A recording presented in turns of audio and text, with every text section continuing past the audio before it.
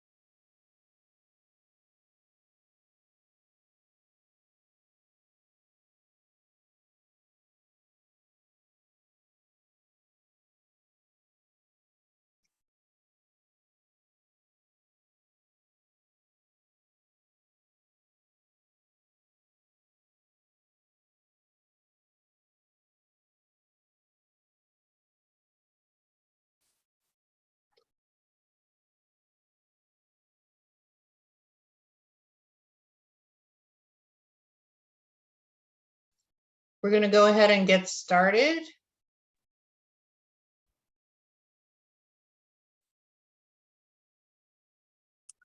Okay. Well, good afternoon, everyone, or good morning for those of you out west. My name is Carrie Shannard-Kunders, and I chair the NASCA Education Committee. And I'll be hosting this afternoon's webinar with NASCA's Kathy Keogh, who's manning the chat. If you have questions throughout the webinar, we will be happy to take those. Shabbir has graciously offered to take those as they come. So if you want to put them in the Q&A box, that would be wonderful. You perhaps saw the scrolling information while waiting for the webinar to begin, where we included sponsors, a disclaimer, some housekeeping items and announcements. Today's webinar and all of our webinars throughout the year would not be possible without the generous support of our sponsors. So thank you, sponsors.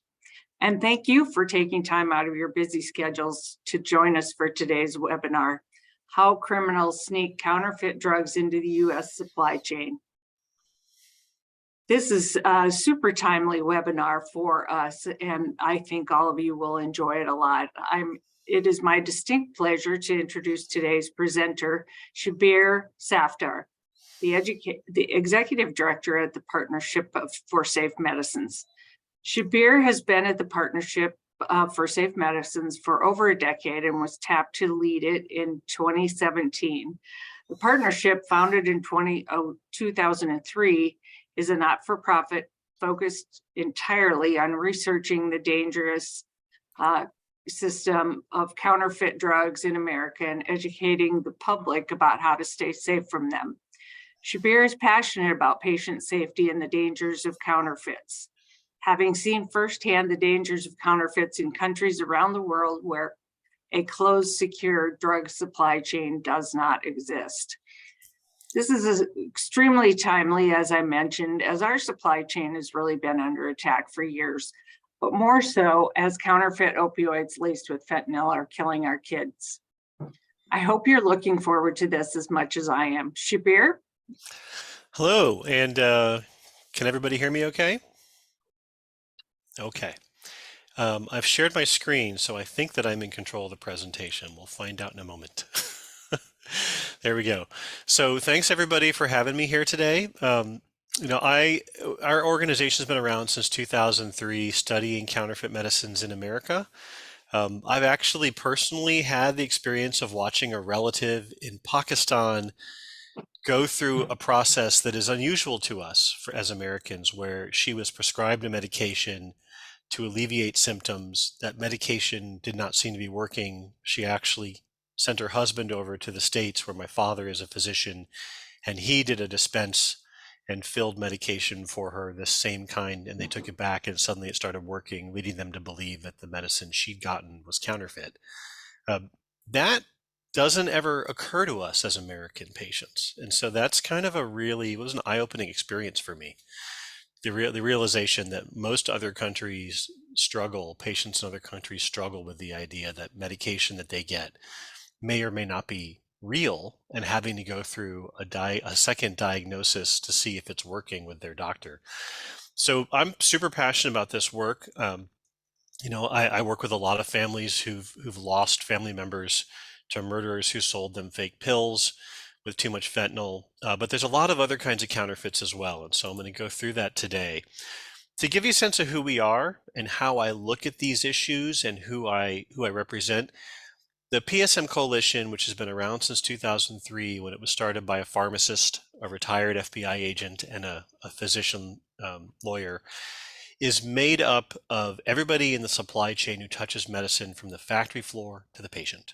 So no health insurance companies, no PBMs, but manufacturers, both generic and research manufacturers, the wholesale industry, pharmacists, and then patient advocates. And all of these folks are nonprofits or trade associations. PSM doesn't have any involvement from actual for-profit companies, so no for-profit wholesalers, no for-profit manufacturers, just nonprofits and trade associations that represent them. So when I'm speaking, that's who I'm speaking for. So throughout this presentation, I'm going to talk about some different kinds of counterfeits and where they came from. Let me just move my window over here. And you'll see often a QR code. We track things like this topic, fake pill deaths on social media, on our website. And if you scan the QR code, you'll be able to go to the page where we actually have that live tracking that is updated whenever there's a new case. So when I think of the drug supply, and when I think of criminals sneaking counterfeits into the drug supply, I think of the drug supply as being not just what's in our pharmacies and hospital pharmacies, but whatever is in the hands of patients. And I'm not going to spend all of the talk about that, but the truth is that that is part of our drug supply.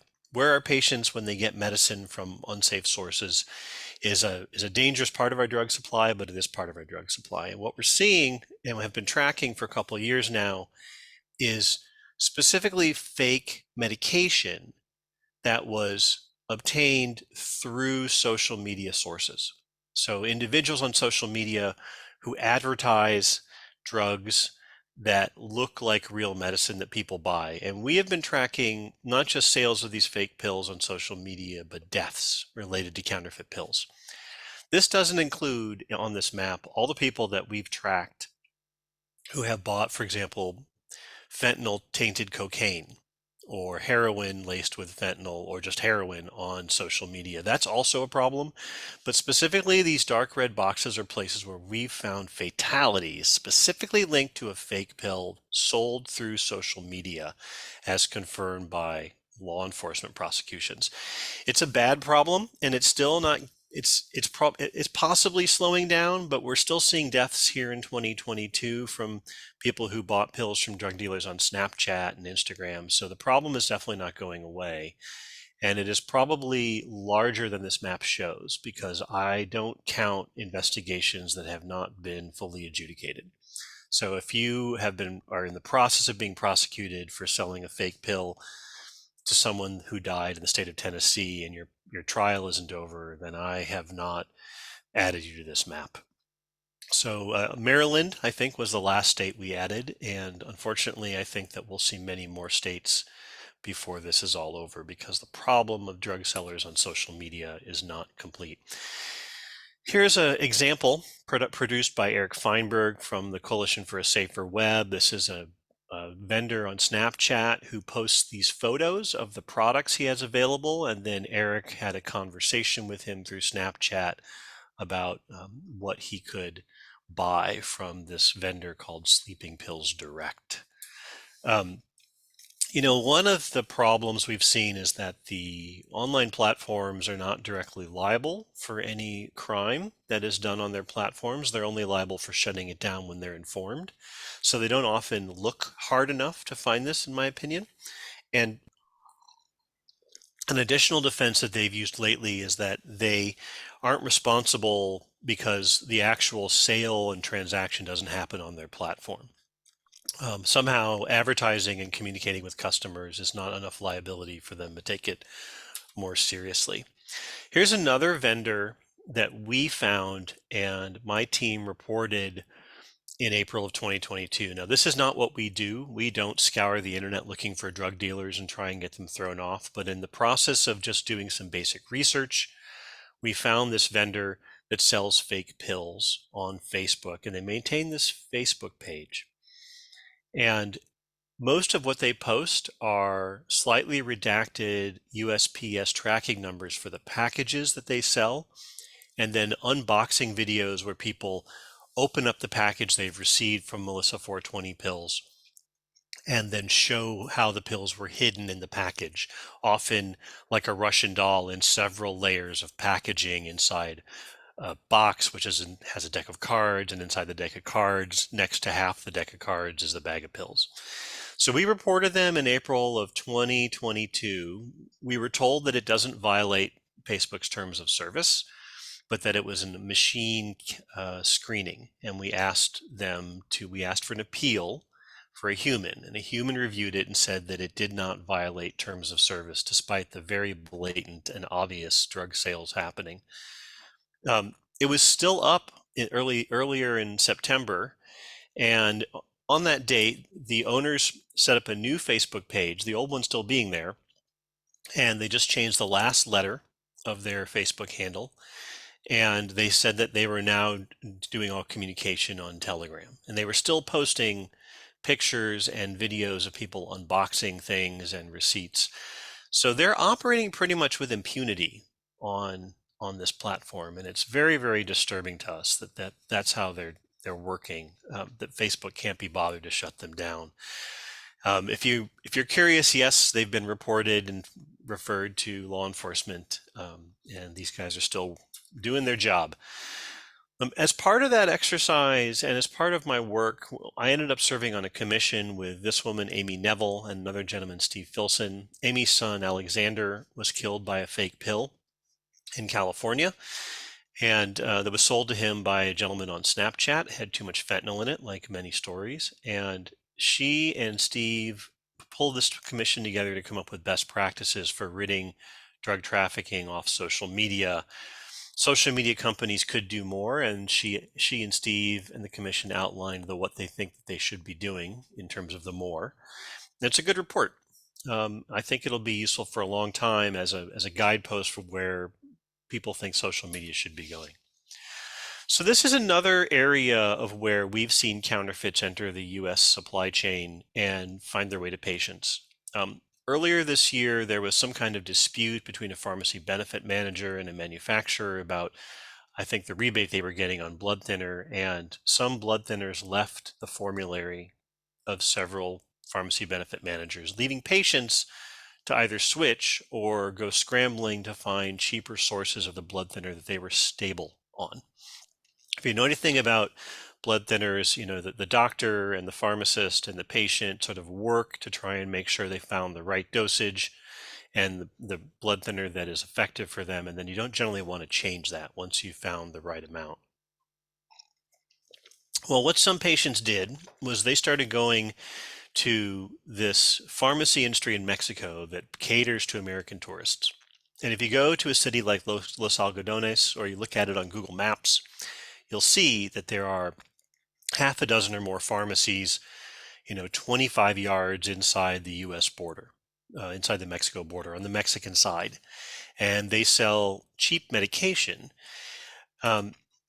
What they were selling, and these are 3 pictures that Undercovers took of product that they bought, was medicine here that was entirely fake. The tablets had no active ingredient in them whatsoever. The bottles were fake, the labels were fake, and they were clever enough that the criminals made both American English labeled bottles, but also a Spanish. So if you were clever enough to think, why would an English label bottle be in Mexico where the predominant language is Spanish, and you thought you'd buy the Spanish language label? Well, that won't help you, because in both cases they were entirely just chalk. And your first clue, although it's a pretty good looking fake, is that the UPC code on this middle bottle here where my mouse is pointing is 012345678912. Right? That's not really the UPC code of that medication. You can even look it up. But we put together a PSA. These were found in 2 Arizona border towns on the Mexican side, and then also at some fake pharmacies in Cancun. They're probably all throughout the Mexican drug supply right now. Obviously, you can get more money for the English labeled ones than the Spanish ones, but it's really a dangerous place to be going to fill your medication. And it's easy to make them. It is unfortunately, quote, too easy to get and operate a pill press in this country. They're not explicitly illegal.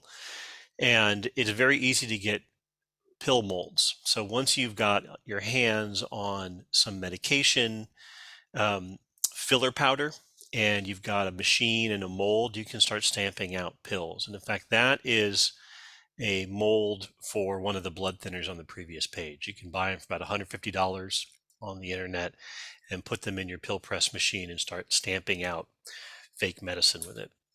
We've actually studied very carefully the illegal pill press trade, and we found that it is looking at police records and seizures, that in almost every state except for maybe 10, there have been pill presses found in criminals' hands when they were busted, typically for controlled substance distribution charge.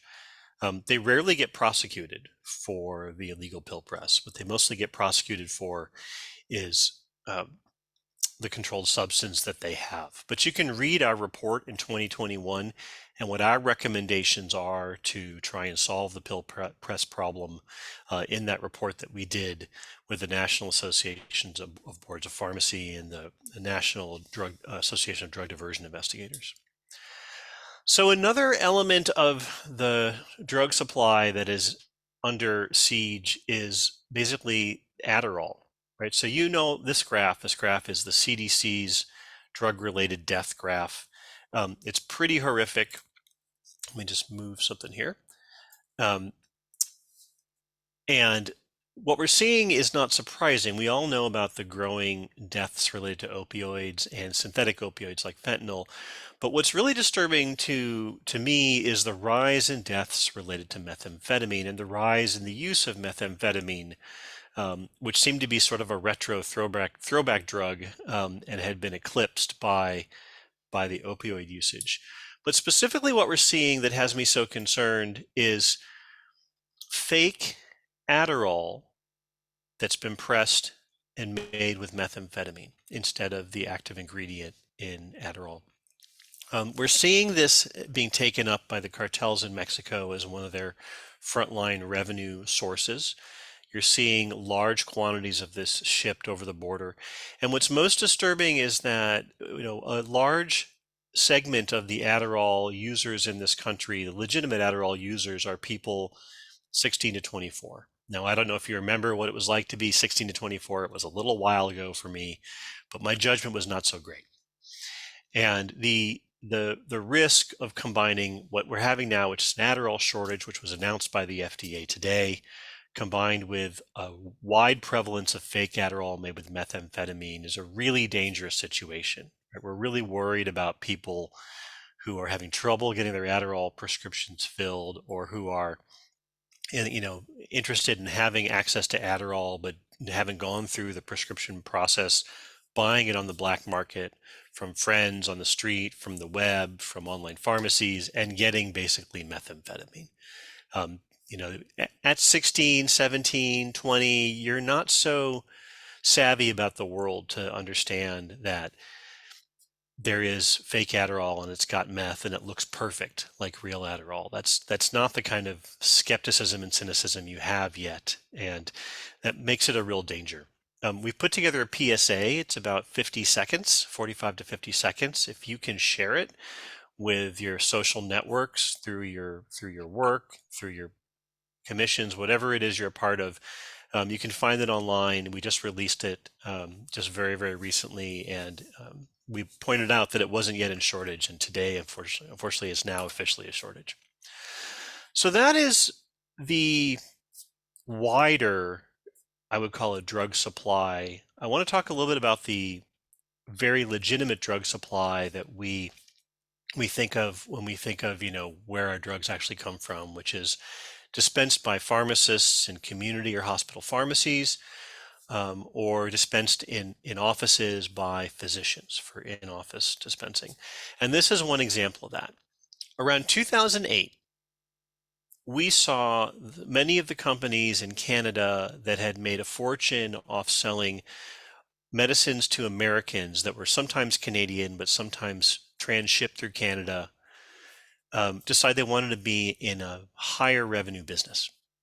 And they looked around and said to themselves, there are physicians that dispense medication in their offices who probably want to make a little more money. And the medicines they dispense are very serious therapeutics, all sterile injectables like oncology meds. And we could make money by repeating our same model and selling them medicine from our sources there. So they did. What they did is they went and found sources for a number of sterile injectables, including Avastin, which is an oncology medicine, and they sourced it from a number of places, including foreign sources. And you can tell here that some of the captured counterfeits had foreign writing on the box, which is, for attentive people, is a sure sign that it is not an FDA-approved medicine.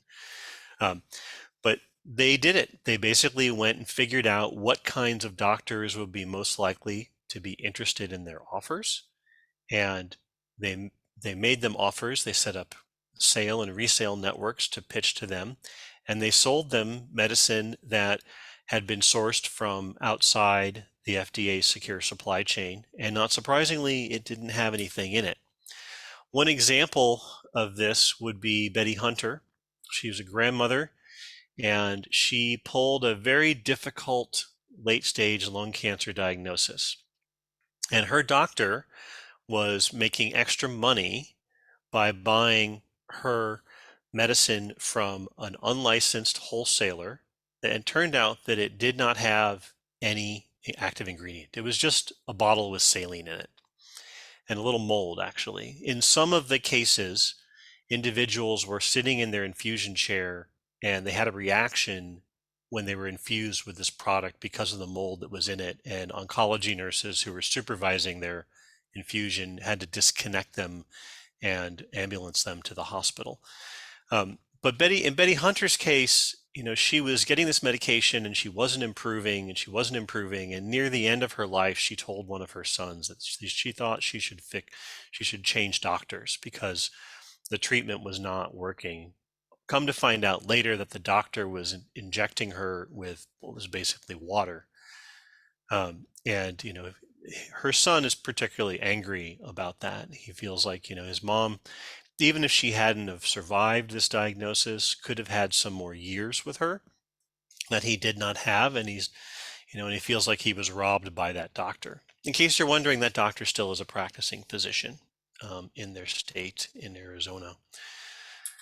So the FDA followed this crime and did, their work with the Office of Criminal Investigation inside the FDA to track down the multiple different wholesale rings that were selling into the US to doctors.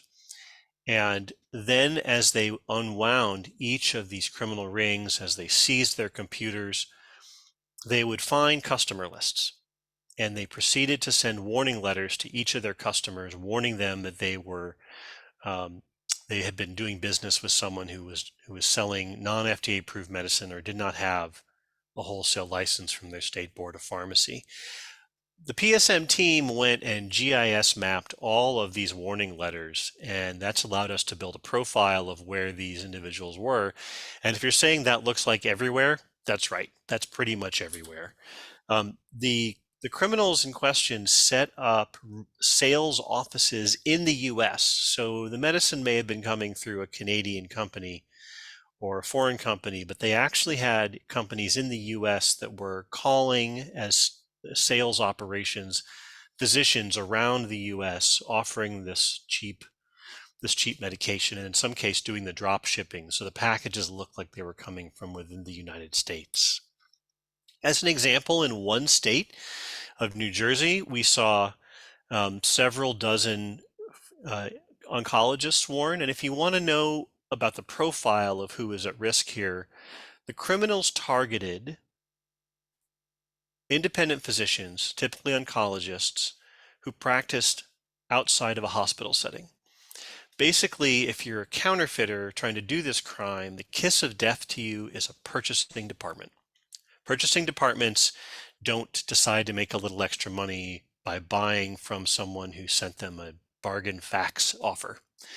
And so in almost every case, it is not a hospital, pharmacy, or even a chain pharmacy that bought any of these medications. It's an independent physician, an oncologist, for example, who runs a small office and who has a business manager who orders copier paper, office supplies, lunch for the staff, and also medication for patients. And in many cases, they claimed not to know anything about whether or not the company needed to have a license, even though that we all probably agree that that's probably a requirement of doing that job. If you want to know how these prosecutions went, I'm going to warn you that the answer is not that a lot of doctors went to jail, even though they were caught trafficking counterfeit medicine to their patients that was unsafe. And we'll never really know how many patients actually took this medication and were put at risk. But we tried to summarize as many of the cases that we could find in the system, in the PACER system, in the federal court system, and put them into this handout, which you can download off of our website.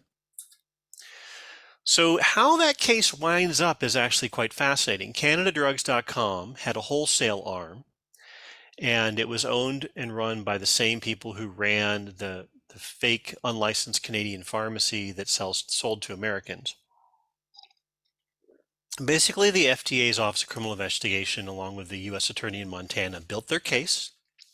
And finally, around 2017, they finally indicted 6 individuals from CanadaDrugs.com, including the founder, Christopher Thorkelson, who is a licensed pharmacist.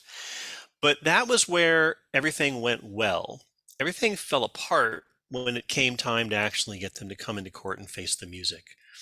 In essence, the Canadians announced that they were simply not going to show up in court in the United States, and were careful not to do anything to cross the border into the United States.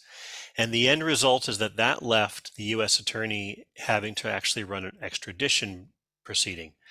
If you're familiar with that, even though we do have an extradition treaty with Canada, that is like asking the U.S. Attorney to go to Canada and win a trial, or to win a trial here, where you force and have to justify that the individual has to be extradited for the actual trial, a second trial in the US.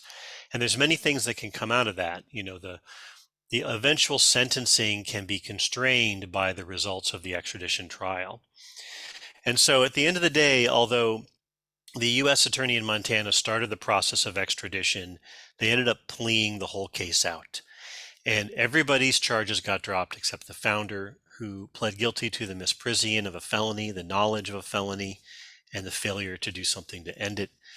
He was given no jail time, even though he was responsible for trafficking $78 million of counterfeit medicines into the U.S. He did 6 months house arrest. He paid a fine of about $250,000. He has to turn over records, and he has 4.5 years of supervised probation, which will be up in not too long if it hasn't already ended. He never served any jail time, and he didn't have to give up his pharmacy license. And so today he is a practicing pharmacist again in Manitoba, in Canada. But he did have to shut down his illegal online pharmacy that was trafficking into the U.S., and they gave them 90 days from the date of the plea bargain to shut it down. And so that company actually basically had a fire sale and shipped a whole lot of sketchy meds into the US to patients, which was very sad for us. There's a lot of people that got endangered by that, and they were able to recoup a lot of money in the process. I have been told that most of the executives, not this gentleman, but others, have gone back into the internet pharmacy business and continue to sell to Americans to this day. So let's talk about another way in which we've seen counterfeit medicines enter the U.S. supply chain and the legitimate supply chain through pharmacies. And I'm going to tell it from the perspective of a pharmacist, and a pharmacist who got an offer. I've worked with a pharmacist in Texas who has a small community pharmacy, family owned, who was actually hoodwinked by this scam. And this will probably be the largest counterfeiting event that we'll talk about for the next decade. Basically, from a pharmacist's point of view, the way that it worked is that he would get a message in email or by fax from a wholesaler, not his prime, not one of the large wholesalers that you and I think about when we think about the largest wholesalers in the world, but a specialty wholesaler, another kind of wholesaler that occasionally has medicine for him. And it would be an offer of some medicine at a discount. And they would say that often it's near expiration, which is code for people in my business for fraud. And they would say that it's got a Drug Supply Chain Security Act transaction log that goes with it that shows who it had been sold and resold to. And this is what it would look like. It would have the serial number of a bottle, and it would show that bottle was sold by like the original manufacturer like Gilead Sciences, then to a major wholesaler like AmerisourceBergen, and then to one or two others, and then it's Joe's Meds that was reaching out to my pharmacist in question. And that serial number would have been scanned by everybody along the way. So in this case, there was a problem. The pharmacist in question is part of a buying group that buys his HIV medicines in such a quantity that AmerisourceBergen told him that he and his buying group were getting the very best price. He is in the best tier. Nobody else in the country can get a better price than what he and his buying group are getting because they're so big. Well, when he got the offer, it was better than his best price. And he can read the transaction log and see that this went through AmerisourceBergen and then two other entities. How could I be getting it cheaper now from sketchy wholesaler Joe's Meds and have it be cheaper than what I'm normally getting from AmerisourceBergen? If they both went through AmerisourceBergen, that's a problem. What he did was he reached out to AmerisourceBergen. And let me get my example here. Because all medication now, because of the Drug Supply Chain Security Act, has a scannable code and a serial number, AmerisourceBergen knows every single bottle that's been in its warehouse. And he said, why am I getting an offer for this medicine bottle with this serial number cheaper than what you normally sell it? And AmerisourceBergen, who has implemented the Drug Supply Chain Security Act, was able to look up and tell him that bottle has never been in a AmerisourceBergen warehouse. Whatever you're holding is a fraudulent transaction log, and it's not safe for patients. The pharmacist in question figured out that that's a problem.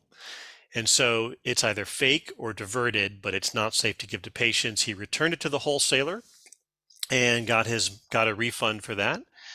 He probably should have quarantined it. That's what the rules say, but that is not what he did. And I can neither defend nor explain his actions. But he did, in fact, use the Drug Supply Chain Security Act to keep it out of the hands of patients, which I think is actually the whole point of that exercise. What we learned later is that there has been going on for at least 2 years and possibly a year longer, a large counterfeiting and diversion ring, which is working with hepatitis C, HIV, and PrEP medications, and either buying empty bottles and filling them with other product like Tylenol or Seroquel, which is an antipsychotic, or taking medication that's already been dispensed to patients and then reselling it into the supply chain with fake transaction logs. And here's how it works. You go and you buy an empty bottle from a patient, and then you fill it with whatever you have handy. Like I said, Tylenol, Seroquel was used in a couple cases. And then you forge a transaction log and sell it to a wholesaler who doesn't ask a lot of questions. That wholesaler then makes sure it looks good and then starts marketing it to individual pharmacies, near expiration, good discount, so on and so forth. It's hard for a pharmacy in that case to look the other way, or to be too suspicious, because you're getting it from someone with a State Board of Pharmacy wholesaler's license, and you're getting the transaction log. Only if you actually dig, which you're obligated to do, but most pharmacies don't, do you start to find out that maybe some elements of this transaction log don't add up. To give you a sense of the size of this crime, Gilead's brand protection team and their outside attorneys have been conducting raids for the last 2 years, probably 2.5 years, and all under seal in court papers. They finally got unsealed, and at this point, they seem to have seized over 85,000 bottles of medication that is not safe to be dispensed to patients, with a value of about $250 million. And that's just what they had on hand. That is not necessarily all of what passed through the hands of the ring. And it used to be that there were 70 defendants in here, this enormous ring. It's grown to over 150. Some fake product definitely reached patients. You definitely saw patients get harmed. And so somewhere out there are people whose hepatitis C cure was interrupted and who were exposing people to HIV because there was not enough, because the medication they were taking for some period of time was not real. So there's definitely been some harm done by these criminals. We'll never again, as in most counterfeit cases, know exactly how many. The list of drugs that we know were being trafficked by this ring I have here on the right, but we believe that it's more. People involved with the case tell me that there's more than just these. And it was a very big set of interlocking criminals. There were a number of ringleaders only recently have been revealed. They took great pains to hide their identity from their own underlings, using burner cell phones and never actually meeting in person with them. There were suppliers who actually went around and bought empty bottles or bought actual medication that had been dispensed to patients, and then refilled them with other things and then forged paperwork. There are the distributors who actual licensed Board of Pharmacy licensed wholesalers who sold the stuff to pharmacies. There were pharmacies who bought this product who should have known better, that were then warned by Gilead that they were doing business with sketchy folks and still ended up buying and dispensing this product. And they're actually getting sued. There were marketers who sold this stuff to pharmacy, and then of course there were money launderers who had to help get rid of this cash in some way. This is a footprint of where each of the kinds of individuals were, but at this point, with what we've discovered in the last week and has been revealed in court papers, the footprint across the country has gotten much larger. So even these maps are a little out of date. And we definitely have situations mentioned in court papers of individuals who were exposed to medicine that was not real medicine. So we think it was probably patients who helped tip this off at some point. Patients who were like, this doesn't look like the usual pills I get, or this doesn't taste right. The foil on this bottle does not have the Gilead stamp on it, things like that. What's really interesting about this case is that this, typically we think of these cases as starting out as criminal cases and then with civil penalties. Gilead is pioneering something very new that has been known by other counterfeit chasers in areas like apparel and auto parts, which is they're actually going after these individuals under the Lanham Act, which is a trademark violation act. The Gilead trademark is on these bottles.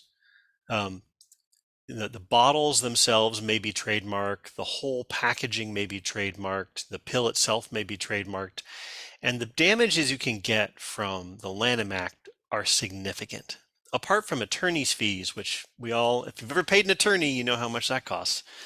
But you have to pay for the people who pay for the attorneys to prosecute you. You have to pay the bill for you to get dragged into civil court. That's a pretty ugly bill. But there's also damages and loss and all sorts of other things that come out of this that are really going to make it very expensive. I think that there's few things more bankrupting than a prosecution under the Lanham Act. And all the evidence that's collected by the Lanham Act is almost certainly going to end up in a criminal prosecution. So the lawyers involved are going to bankrupt you of any money. And after they're done with you, along will come the feds who will prosecute you for trafficking in counterfeit medicine or misbranded medication more specifically. And I think that's an unusual pattern, but I think it's actually probably helpful. And the Lanham Act is a pretty strict liability statute. So, claiming that you didn't know is not really going to help you much as you try and formulate your defense. So I want to just take a moment and talk about the Drug Supply Chain Security Act, because we are actually on a 10-year implementation that finishes next year. And it was actually, as you saw, useful in the catching of some counterfeits here previously. This is a fake medicine label that I've created for a medicine that does not exist called Confoundium. And I used it because I wanted to show you what new labels look like. You will not, if you go to your medicine cabinet right now, some of your medicine, if it was made for a single patient, will have this. If it was in a larger 500 count bottle that was made and then sold to a pharmacy and the pharmacist took it out and put it into his own brown bottle that he gave you, you will not see that number on it. But if it's something that came straight from the factory through everybody and wasn't repackaged or rebottled, you're going to see a label that looks a lot like this. And this is an example that I made up along with an example of an actual Gilead Descovy bottle. Up until the Drug Supply Chain Security Act was implemented, we just had lot and expiration on our medicine that was made at the factory. Now we have a GTIN, which is a product number, product identifier, and we have a serial number that is specific and only for that one package. There's also a code, a 22 by 22 pixel scannable code that can be used. And you can see it actually in action right here on this label. What's interesting about it is that it's a very low-tech system, which requires a lot of attention, but it's not about any kind of magic technology. It came about because, we have had a number of counterfeiting events over the past 25 years. And the one that I think really the big one that started it all was the Epigen and Procrit counterfeits that came out in the early 2000s. I was born in Missouri. This woman, Maxine Blunt, was also a Missourian, and she got a counterfeit product as a result at the end of her her cancer treatment protocol.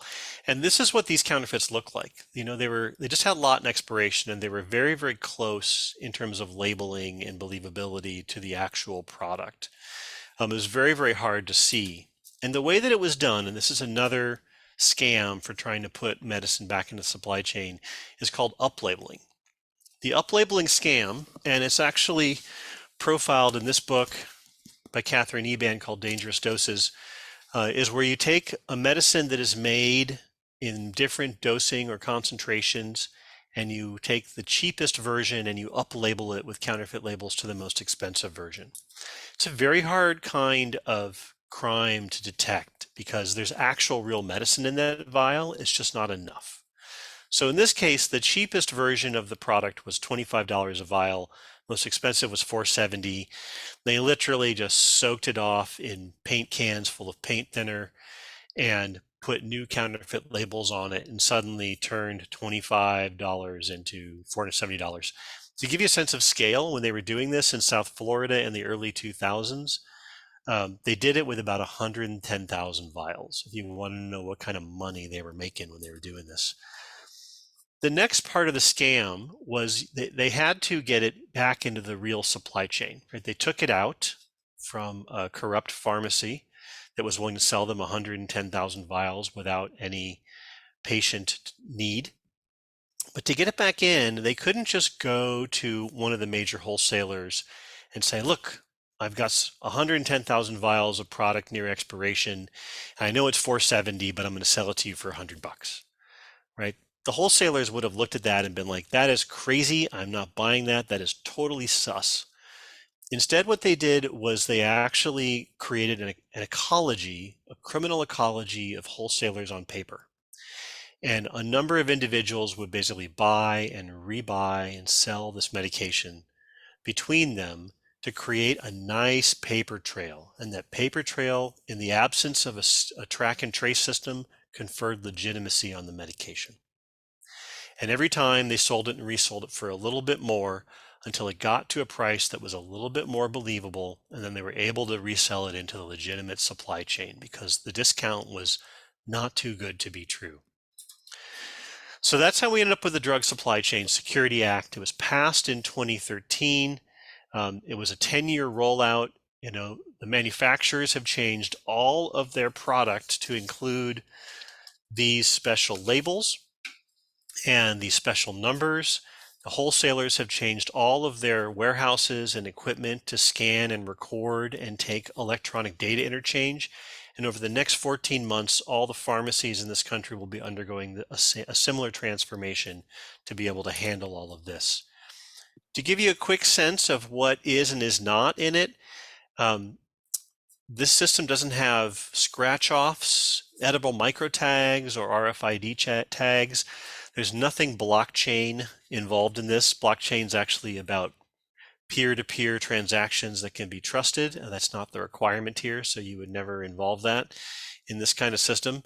There's no digital watermarks or anything else in it. It's really just these scannable numbers and legal obligations of how everybody behaves. And that's really a very low-tech but great way of doing it. And there's some requirements here for both dispensers who are pharmacists and then dispensers who aren't pharmacists.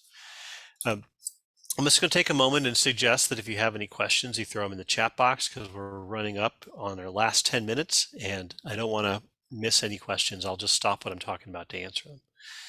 But one of the obligations that people have here is that you must trade only with authorized trading partners. And the FDA has a great handout about how to identify authorized trading partners. And it's pretty straightforward. They have to have licenses and they have to have the right sort of licenses issued in the jurisdiction in which they're selling product. There's also a requirement that if a state or federal official asks any entity, a manufacturer, a wholesaler, or a pharmacist, for information about medicine that they have bought or sold, that you have to come back with that. You have to have stored that information about who I bought this bottle from, and you have to produce it within 1 to 2 business days. And so that's actually very helpful for investigators researching diversion. And then there's a whole obligation that pharmacists have to investigate individuals who have sold them product that may be suspect. And so there's a whole handout the FDA has for how to identify and know if a product is suspect.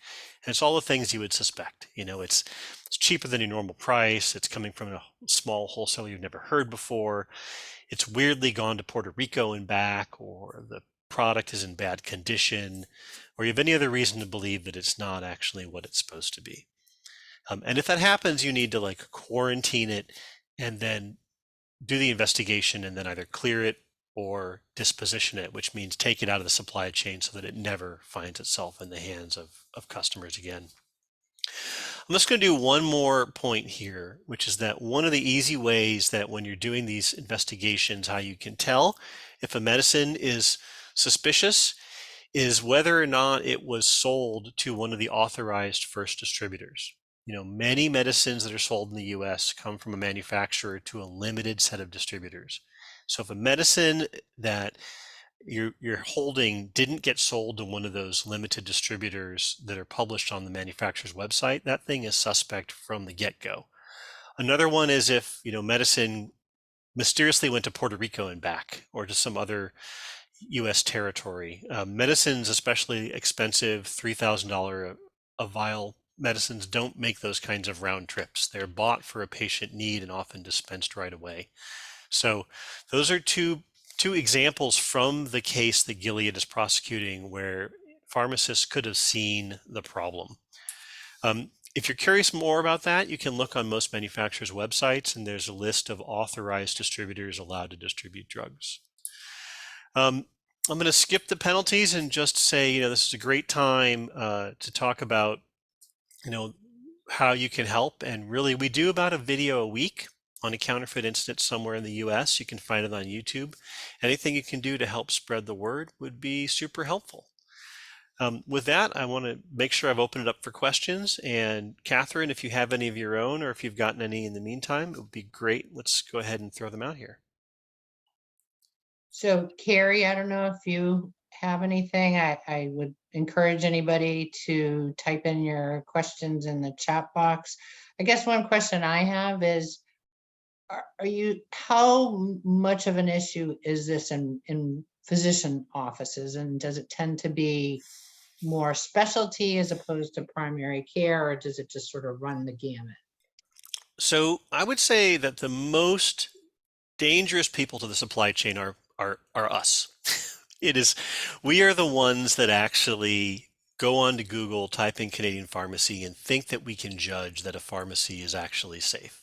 Nothing you find on Google that claims to be Canadian is a legal pharmacy. They're not actually allowed to dispense to Americans. So unless you happen to have a Canadian doctor who's written your prescription. So all of that is pretty straight out suspect. The second most dangerous category, I would say, would be physicians. If you look at it, physicians don't have the training to know this. And there are endless stories. I used to collect affidavits from patients who said their physician told them to buy medicine from a Canadian pharmacy, not realizing that the company that they recommended they use is not even Canadian. They're selling from Hungary. So physicians are dangerous because they provide bad advice on medication sourcing in many cases, but also because they don't have a lot of training. I've actually seen a number of physicians, and I've spoken to them, oncologists, who told me they did not know that pharmaceutical wholesalers had to have a license from the State Board of Pharmacy. Now, this is horrific to me that they are actually buying medication without that knowledge, but they simply haven't been trained. And you can see from the map I showed before that many of them have fallen for these kinds of scams. So I'm very, very worried about them. I just had a couple of things in the Q&A, and then I'll read the Q&A. The Ohio Board of Pharmacy said, awesome presentation. Somebody else said, will this presentation be provided online? I'll answer that in a question. I would love for several others to see this. And then there was a question, any new Botox cases? So when you ask about Botox cases, and then you've also asked about physicians, That is actually a really dangerous combo. We have seen um, aesthetic physicians, cosmetic physicians ordering Botox from around the world thinking they were getting a deal and giving it to patients without understanding the risks that they were exposing patients to. So I think you can at any given time imagine that there's always Botox cases happening at all times. And an additional problem is that we have actually seen a decent amount of non-physician Botox administration happen, and that's even less trained in terms of where you can safely source medications. I've personally had friends tell me they went to um, a special Botox clinic, run by a traveling nurse, and in a closed barber shop. And I looked at her. She's a smart lady. I was like, I cannot believe that you, knowing what I do for a living, that you actually did this. It is incredibly unsafe. And the farther you get from actual licensed pharmacists, the more at risk you put yourself for some kind of black market supply chain. I'd like to point out, by the way, that it's not just medicines. There was a very thriving trade for a number of years in black market IUDs that OBGYNs were buying at a discount and then pricing up to retail and implanting in their patients. And the stories that came out of those court cases were pretty horrific. And then we've also seen a bunch of counterfeit surgical mesh that was implanted into patients, and a big trade in counterfeit surgical mesh, and then in some cases wasn't even sterile. So there's a real wide variety of counterfeits here. Okay, another question, well, to answer the earlier question, so anybody that was on this webinar will receive a copy of the recording. And then we will be posting it on our fantastic YouTube channel probably in the next month. The reason for that is there needs to be a benefit to membership and sponsorship. So if we just put it out to anybody, then there's really no benefit to being a member of the organization. So that's sort of why there is a little bit of a delay. The other question that I see in the questions is, does track and trace include OTC insulin? So I actually don't handle a lot of OTC drugs, but I will say that I don't think that they do track and trace for over the counter. So my guess is that you're not going to see track and tracing for over the counter insulins, just prescriber required insulins. There is, by the Shabbir, way, yes, go Carrie. ahead. No, go ahead. Well, I just had a question. So if we are seeing these sketchy wholesalers making these transactions with pharmacies, is there any way that the partnership or NABP or someone can start collecting sketchy wholesaler names like they do for the not recommended list of pharmacies, for instance, so that people can look there? I mean, perhaps they get a license with the state where the product is going to, and they should be vetted well, but I'm not going to say every state probably looks at every wholesale application really, really thoroughly. I have no idea why South Dakota has 800 wholesalers with licenses here. So just wondering if anybody's thinking along those lines.